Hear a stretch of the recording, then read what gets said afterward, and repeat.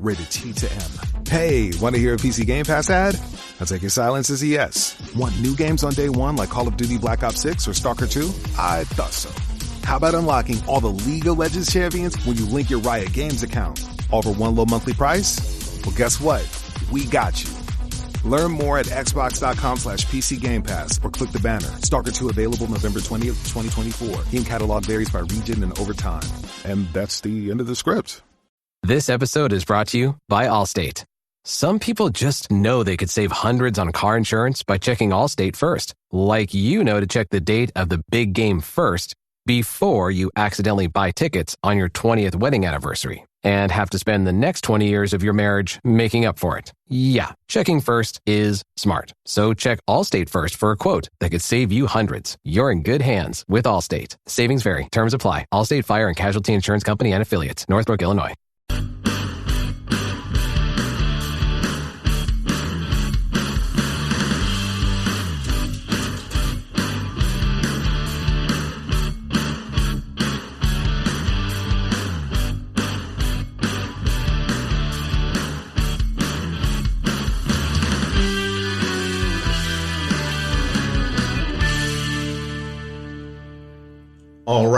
All right. Welcome back. It's Fit Nation. All right, welcome to the Misfit Nation. George Siegal. George is the owner of Move the World Films and has directed and produced The Last House Standing and Licensed to Parent. He also created Move the World podcast. How are you, George? Welcome to the show. I'm doing very well, thanks. How are you today, Rich? Very well today. Like I said earlier, we're all upright today. It's good things here in Tennessee. Yeah. So, George, tell us a little bit about your backstory. How'd you get into filmmaking, or why did you want to become a film company owner? Well, I was in the TV news business for a number of years. I was a weatherman, hosted a morning show. I did a sports trivia game show. I did a bunch of different things. And, there's the nice thing about being in that business is you get paid well. The downside is you've got some corporate muckety mucks telling you what you can do and not do all the time. And you're just doing the same thing every day. And so when I got out of that business, I wanted to start my own business where I could create things and do things. And so I started a video production company, eventually evolved into making documentary films. And I've made 2 documentaries so far. The Licensed to Parent, which is about the parenting problem in this country and how anybody can be a parent with no requirements whatsoever. And we see the cost of that on a daily basis. And then The Last House Standing, which is about how we build houses in places that are vulnerable and we're just ripe for disaster when a major weather disaster occurs. And, and it's the same cycle year after year of people getting destroyed by major storms and then having to rebuild. And the film focuses on, are we building to a high enough standard? Now, with the disaster that just happened in Kentucky and where you guys are in Tennessee, if you're a bullseye of a major tornado, there's probably nothing that's going to help you. That's what the experts in our film said. But when you look at the center of where the tornado hits and then fan out to the left and the right, how far you get from that center, how your house is built or your business is built can have a major factor on whether or not it gets destroyed. And the code's pretty weak in a lot of areas. So it's tragic for what happened there, but it's going to be interesting for them to study what could have been different. But a lot of that it's just horrific to look at. Right, definitely. And a few years ago when Harvey hit Houston, I was about to move to Houston at the time with my old job. And I went down there looking at houses, came back, Harvey hit. So I went back with my job to help remediate some stuff. I went to a woman's house, and it was the 3rd time her house was basically hit with the floods. And had to rebuild the whole inside out. So insurance wasn't paying anymore because it's been done twice before to the same house. But she had no recourse to leave because of her current situation financially. Sure. And a lot of people in Houston with Harvey, tragically, we're not in a flood zone. So they could have purchased flood insurance for an affordable price. If you're in a flood zone and your house isn't built to the proper standard, it's a fortune to have flood insurance. But if you're outside the flood zone for $300-400 a year, you can probably get a policy that will cover you. And that's what we're seeing in a lot of places around the country now. We saw it with one of the hurricanes this year that hit the Gulf Coast and didn't do a lot of damage there. But when it got up into the northeast part of the country, it did an incredible amount of damage where people never thought they would be affected by a storm like that. And so the point of our film is really you've got to be your own best advocate in every aspect of your life. You have to know what your insurance is, what the structure you're living is, what your vulnerabilities are, how you would evacuate if there was a disaster, what your chances are of surviving it. There's so many things, but most people don't think about that until after a disaster. And then it's too late at that point. Yeah, it's definitely too late after. We first moved back here. We moved here from Korea in 2010, just after the 1,000-year flood hit here in Middle Tennessee. Nashville, all Middle Tennessee got flooded out pretty bad in 2010. So we got here about a month later, and they were basically still mucking stuff out at the time and saying, "Oh, this house is fine. You can move in here." I was like, "The river's right there. I don't want to live right next to a river. After what just happened, I don't want to do that. Let's move a little further away." And then when we bought our house, they said, "Do you want flood insurance?" Yes, I want flood insurance. So it was an option, but we took it right away.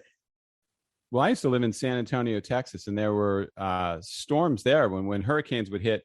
A lot of times when there's a lot of rain, we wouldn't get the damage from the wind, but we would have flooding. And people who lived 2 miles from a river would have flooding. That's how high the water would rise.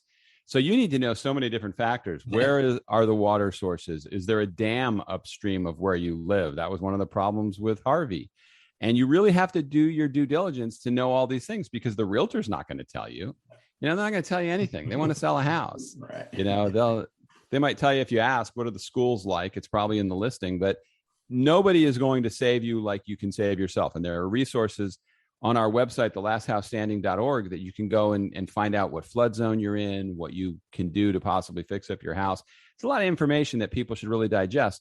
And you have to take it seriously. You can't just say, "Oh, it's a pretty house. I love the countertops, and it's got a nice backyard for the kids to play in." You got to know more than that. You got to understand third order effects if something happens at that point.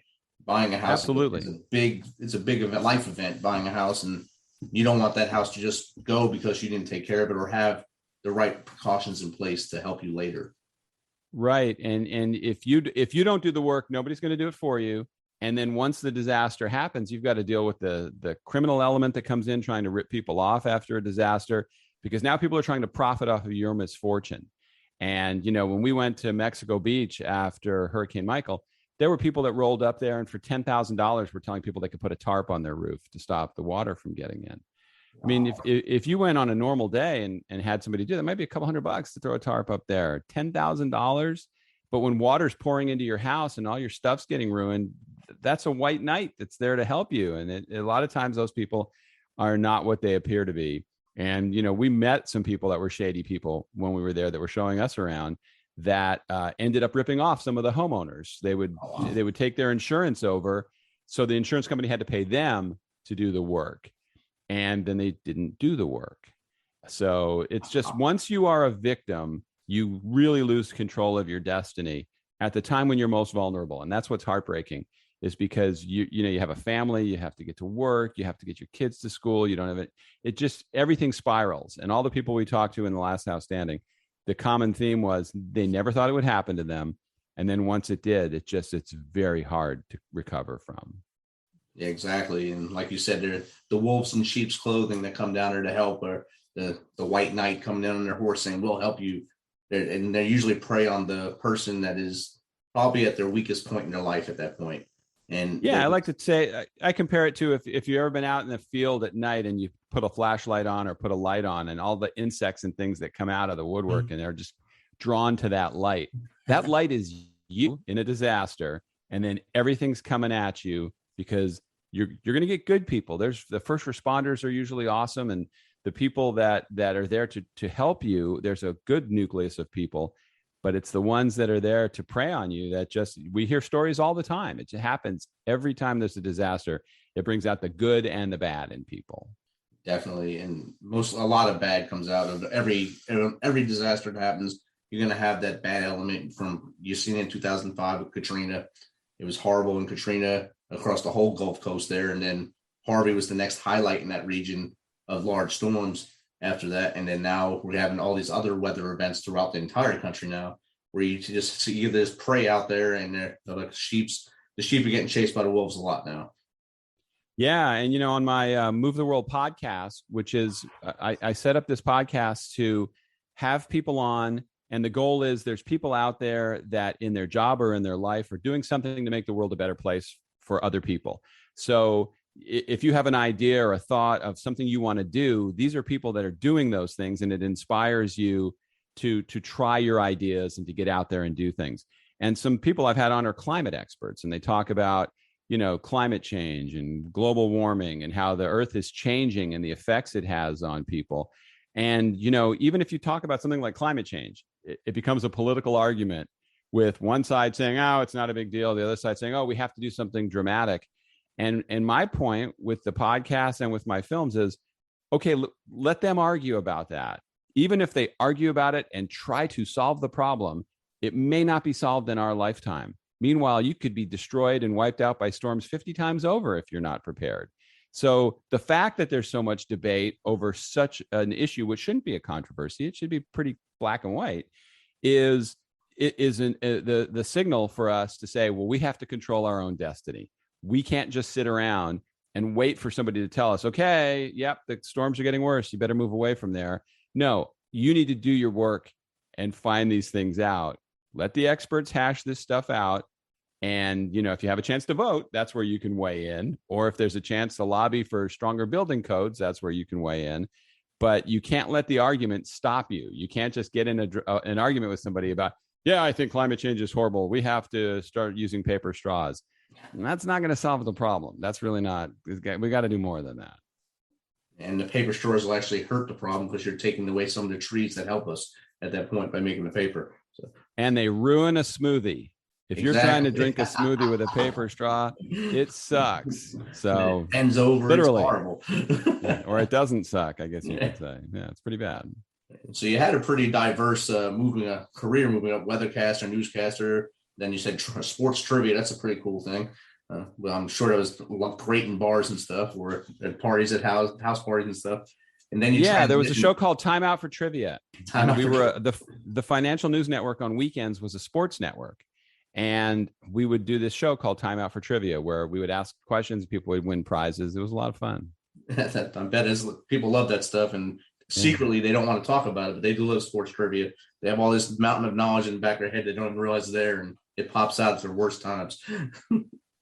Yes, definitely. But that was a fun job until CNBC bought our company and just fired everybody. So we were all out of work. Thank you. That makes it not fun anymore. No, that sucked the trivia right out of me. That was not fun. So you had time behind the camera and in front of the camera before you started your podcast, and of course your documentary filmmaking. Was it an easy transition?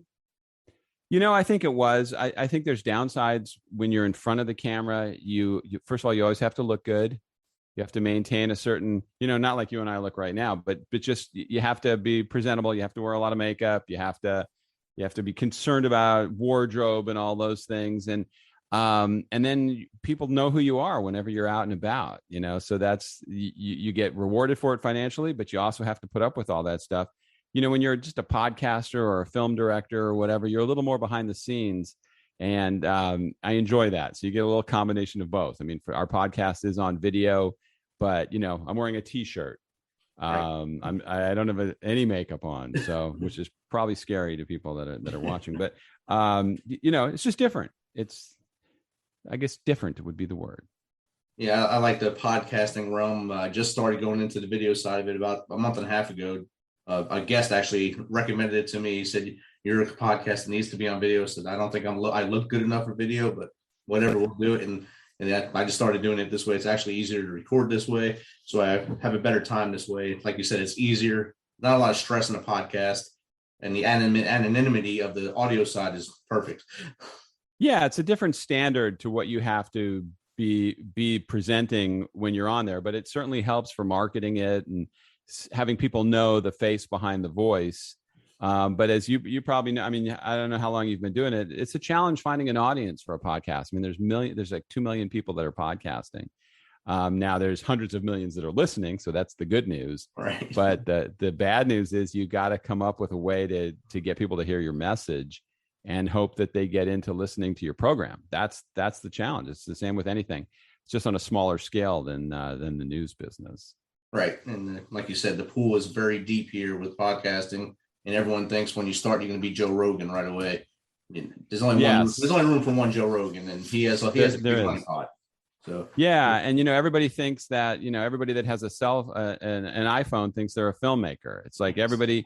The good news is social media opens up opportunities for everybody. The bad news is it opens up opportunities for everybody.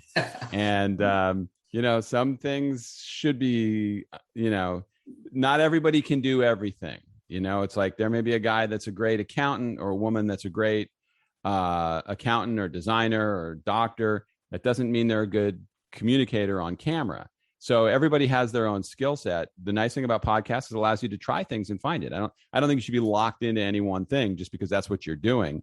And so, somebody like Joe Rogan, his background, whatever he was doing before, look at how he's turned that into a successful business. Right. And it's pretty amazing. And that's what everybody shoots for. They go, I want to be like that. Why not? I want to do it without having to eat rats on Fear Factor. That's all I want to do. There's some things we just won't do to be successful. I'll stop the line right there. I'm not eating a rat. I'm good. Yes. That's where I draw the line. If I have to, I guess, but to live, maybe. I won't do it. I was on a one of those airboats in the swamps of Louisiana. We were doing a travel show, and they were telling me that people along the coast of Louisiana and Texas all catch the rats and cook them. I think it's called Nutra or something along those lines. That just made me sick. There's nothing I want that badly where that's going to become appealing to me. When I think of rats, I think of the ones I grew up with when I was living in New Jersey and seeing the ones in the New York City subway that are bigger than me sometimes. I'm good. They can stay down there in the tracks. I'll stay up here. I was crossing the street one time in New York, and somebody yelled, "Hey, look out!" And this line of rats were running down along the curb, right below the top of the sidewalk. And it's like, wow, I could have stepped in that. That would have been and then screaming like every one of them would have bit you. Yeah. I wouldn't have handled that well at all. There's no doubt. Keep my shoe, and run away. Yeah, I would be running away and crying. So I think your one documentary on License to Parent, that's spot on target. We need a license to drive, need a license to carry a gun, a license for almost anything, but anyone can be a parent. And I think with that one there, I'm sure there's people think it's controversial, but I think it's something that needs to be said. And how did you come on that topic? Well, you just see so many examples of bad parenting in the news all the time. And, it's who do you blame? Is it the child's fault? Is it the parent's fault? And it's like, I always say to people, if you had to take a test to become a parent, you had to pass the test, do you think they would have let you have children? And the answer is probably in a lot of cases, no, they would not. But people in a country where we're so strong on our rights, we have the right to do anything we want. Everybody thinks, and I'm not suggesting, the film ultimately does not suggest you should have a license. It's more of a be aware of what you're doing and the responsibility. It's not just a few years responsibility. It doesn't stop when the child's 18. That's your kid for life. That doesn't mean you have to support them. But what you do with that child and put out into the world has a cost to society. If you raise a good kid, they're proactive and contribute to society and have a value where society makes money from them. If it's a bad child, the cost is over the top bad for what they cost society. I think it's like, it could be 1.4 million. I don't even remember the statistic, but the cost of turning out a bad child is unbelievable. And you see examples of, tragic shootings in schools and things that happen. And you can't always just point towards the parent. I know in the last one you probably can because they bought the kid the gun. But in some instances, parents can't control everything. But you certainly see examples of when they could have been more involved. Even the Gabby Petito case with the parents for Brian Laundrie. What did they know? What did they do? They let their kid go out into the woods with a gun when he was obviously unstable because he killed that girl. And man, what kind of parenting is that? Are you a parent? Do you have kids? I have one daughter. She's 25. Yeah. I mean, I think about what I would do if I was in that situation. And I really think I would have turned my child in and hope they could have gotten help. So there's those are the bad examples, but then there's just examples of, people who let their children grow up and do whatever they want. And then they go out into society and do whatever they want. And the point is, we need to support parents more. We need to have more parental education. We need to make it more of a community thing so we can help each other, because if the people next door to me, their children are going to affect all of us. They're getting in cars and driving. Right. They're going to be out in the community. And people need to take the job really seriously, because it does affect everybody. We're not living on compounds out in the woods where if you lived in one of those, you could do anything you want until those kids start wandering into town. And then it becomes everybody else's problem. Then it becomes a we problem, not just a you problem at that point. Exactly. Yep. That's a good point. Both those cases, last week's case especially was horrible. Like you said, the parents, it's all lines point to them buying that gun, giving it to him, and then fleeing. They fled after he was arrested, which is, that's textbook. I'm guilty right there. And then, well, they could get a longer jail sentence than him. Right. I mean, if you think about it, it's like, who's getting their kids weapons like that and then telling them to hide the fact that they want to look for ammunition for it and everything? It's like, wow, sometimes you just have to raise your hand and go, I got a problem here, help. And other kids are dead because of that. It's heartbreaking. Because you failed many easy things you could have done right there to stop that. And then I don't want him kicked out of school right now. He's staying in school. That goes to not just the parents, but the administrators too, for not making sure he left the school that day. Yeah. And I don't want to make it seem like we're saying every bad kid is because of a bad parent. That's not the case. Sometimes there's just bad seeds that happen. And sometimes it's environmental. And there's a whole bunch of different reasons. But if there's obvious ones, that's part of parenting. You have to hoist the flag and say, I need help here. This is a problem. And I'm concerned of what this could do to anybody else. And you have to be thinking beyond yourself and your own situation, because tragically other lives were lost because of that. And it's just, like I say, it just leaves you with a sick feeling. Yeah, definitely. And like you said earlier, you have your neighbor's kids that also affect your kids. It takes the whole community to raise a child. So if you're raising yours right, it'll spread to those other kids that their parents are doing it right. It's all going to spread to better, productive children as they go into society. And you can ease back. Like you said, we don't quit at 18. You kind of ease back a little bit. You don't have to give as much anymore, but you're not going to let them fail either. You're going to, reel them back in. You want to stop what you're doing and think about what's going on right now and reevaluate and go forward. Where I think some parents, they have that mindset, 18 and done. That's when I lose my tax break. You're out of here. Yeah, it's a lifelong commitment. And I think if you were going to do something, any kind of task, and someone said, okay, now wait a second, before you do this, I want you to know you're going to be responsible in some way for this for your entire life. Maybe some people would pump the brakes a little bit, not be having children. And then, how many children do people have and how many are you capable of taking care of? That's all part of it. And you don't want to tell somebody, hey, you can only have two. You can only, government shouldn't be in our faces telling us much of anything, but we have to be responsible for doing our jobs well. And the better we can do our jobs, the less opportunity it is for other people to tell us how we have to do our jobs. But you leave that void where, okay, George isn't doing very well. We better step in and help him. Okay, now there's a problem. So that should be incentive enough for people to want to do well, just to keep government out of their lives. Definitely. Then, of course, on your other documentary, Last House Standing, I'm sure a lot of people gave you feedback on that one, because everyone has opinions on that whole society, that whole world of the disaster and the leaning into it and getting prepared. What was your biggest critics of that? The critics weren't as big on that as they would be with Licensed to Parent, because Licensed to Parent automatically makes you go, wait a second, you can't license me. Everybody should be able to sit down and go, we want safer houses. Right. So who might be against the Last House Standing? Maybe builders, because they lobby to have building standards lower. They don't want, when you say if you puff your chest out and go, hey, I build to code, thank you very much. That house isn't probably worth it, because we need to exceed the code in a lot of areas. And that should be the goal. Just saying I build a code. There's a lot of places with pretty lax building codes. So it could be builders. I don't think we really bash realtors. What we're really encouraging in the film is that people take control of their destiny and don't reward mediocrity. Don't, especially in such a competitive market, if you don't buy the house, somebody else is going to buy it. But at least draw the line yourself and don't buy a crappy house for the wrong reasons. Get it inspected, find out what the vulnerabilities are, make sure you have the right insurance. So I don't think it was as people can't really be against that film. They could just say, it's overreach. We don't need tighter codes and all this stuff. But the statistics don't lie. All you have to do is look at all the damage. Moore, Oklahoma got hit over a course of like 8 or 10 years, 4 EF4 or 5 tornadoes, powerful tornadoes. It took 4 of them for them to change the building code. Wow. But they finally did. And what they did was they made garage doors stronger. They made different bracketing on the houses to attach to the foundation and to the seal, to the roof.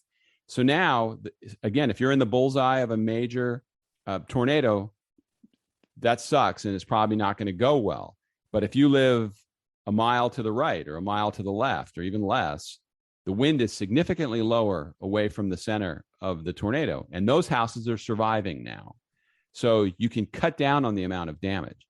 And then everybody in a tornado area, and it's a very small percentage that actually do. I don't know why they don't have storm cellars, because that can make the difference between living and dying in a storm. It'll be interesting when they investigate the places where all the loss of life was. What was their evacuation? What was their warning? How could people have done it differently to not have so many lives lost from that? And it's going to be a long time sorting all that out.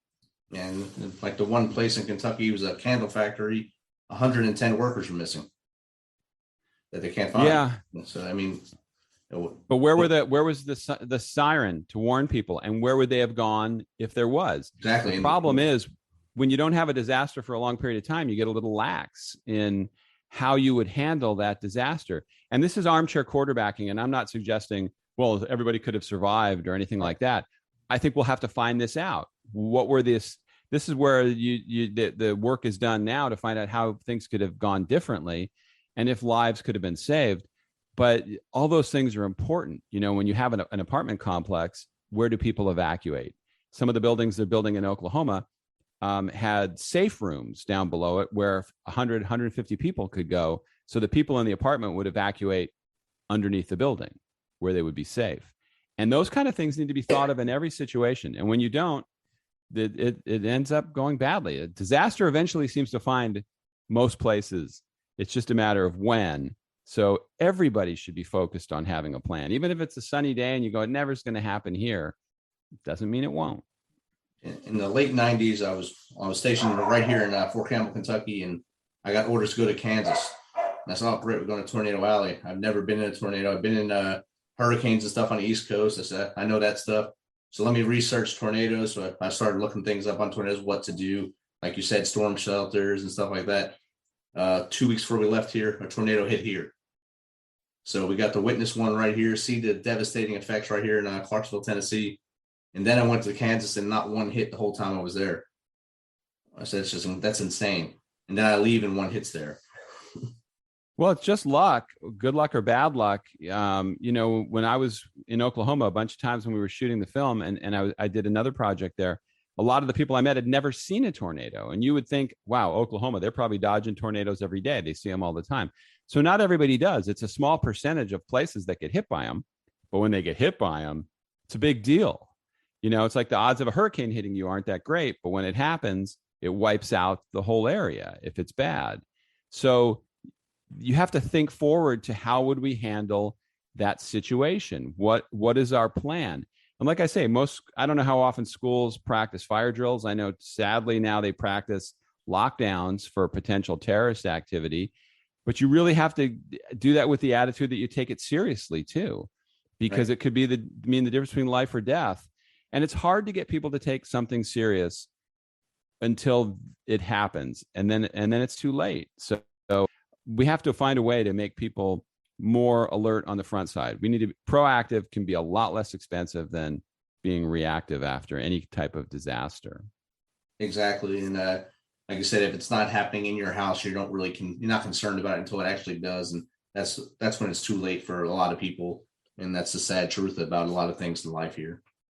Yeah, it is. It's human nature. It's like we don't think something bad is going to happen. Nobody leaves the house and goes, I think I'm going to get in a car accident today. But when you do, you hope that your seatbelt was on, that your airbag works, that your car lives up to the standard that was set for it. Well, I think more thought goes into our cars than our houses a lot of times. So you obviously don't want to be in that car in a tornado.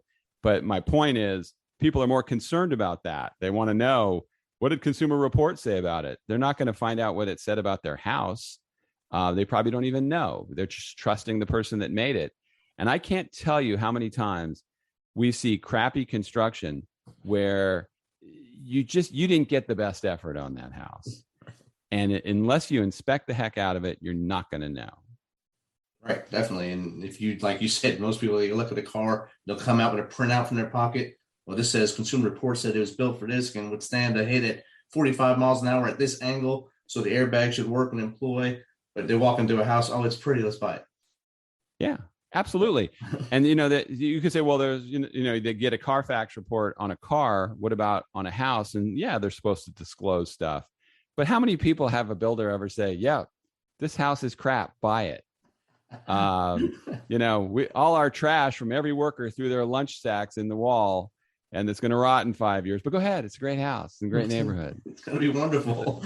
Yeah, you'll love it. Yeah, if it rains, if you get a couple inches of rain, it's going to leak, but looks good on a sunny day. Nobody's going to tell you that. You got to do your own due diligence. You have to be your own best advocate.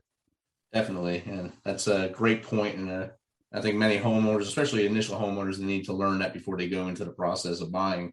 There's a lot of people, I want to get out of this apartment, I got to buy, I want to pay my own rent, I don't want to pay someone else's mortgage, I'm going to pay my own, and just rush into something and they wind up with a disaster waiting to happen.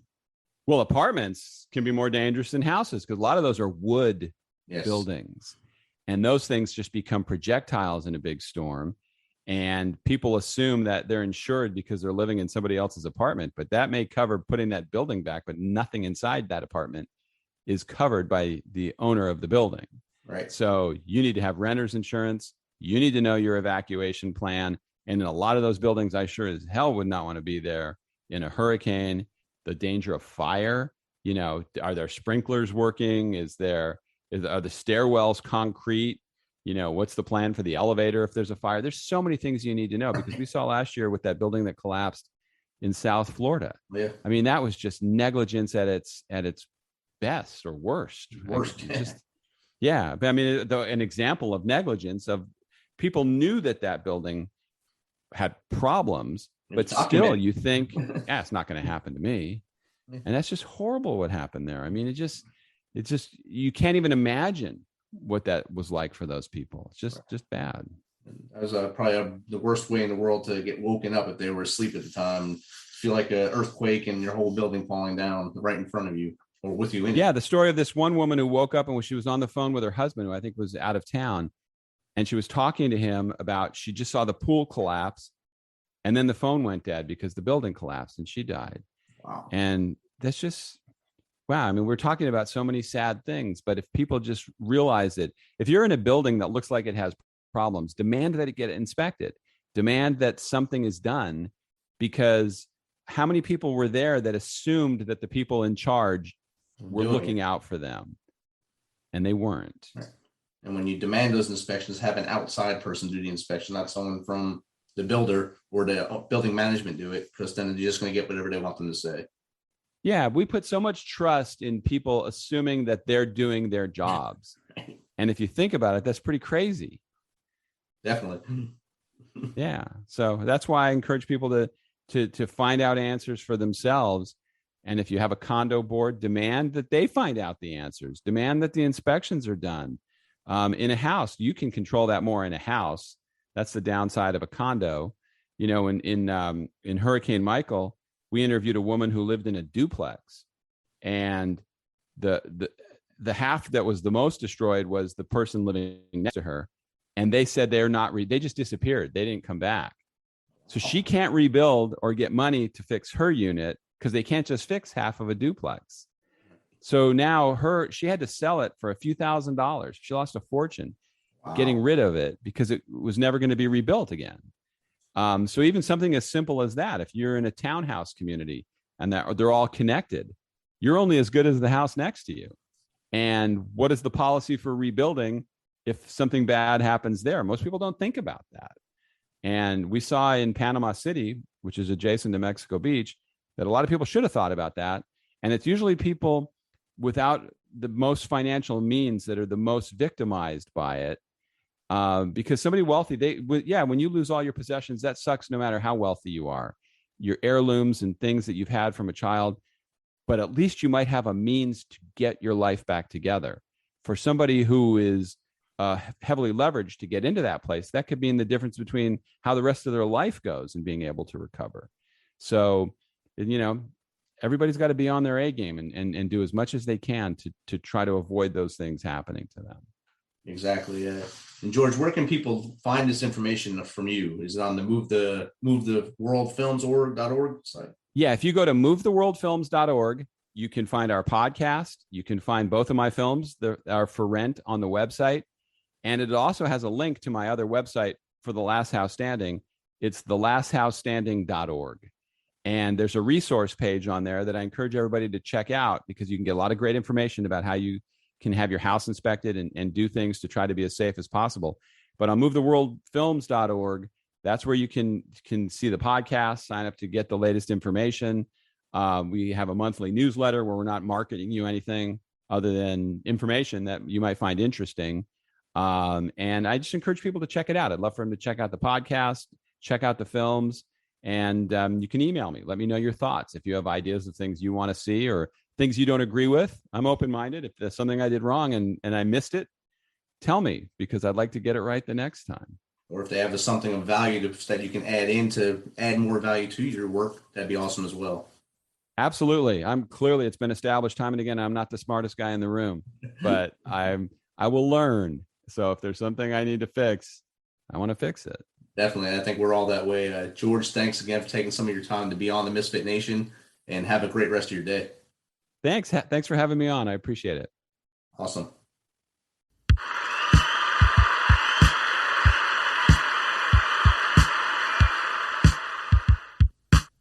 You know how we do this. Thanks for taking some of your time to spend with us on Misfit Nation. Be sure to hit that subscribe button and share the link as much as possible. If you want to, please become a supporter to help us carry this thing on. We appreciate you. If you know someone that brings that energy, has a great story, is an up-and-comer in the industry of music, in the arts, have them reach out to us on themisfitnation.com. We will get back to them within one day and get them on here so they can share their story with the world. As always, till next time, be humble, stay hungry, and keep hustling, because we are Fit Nation.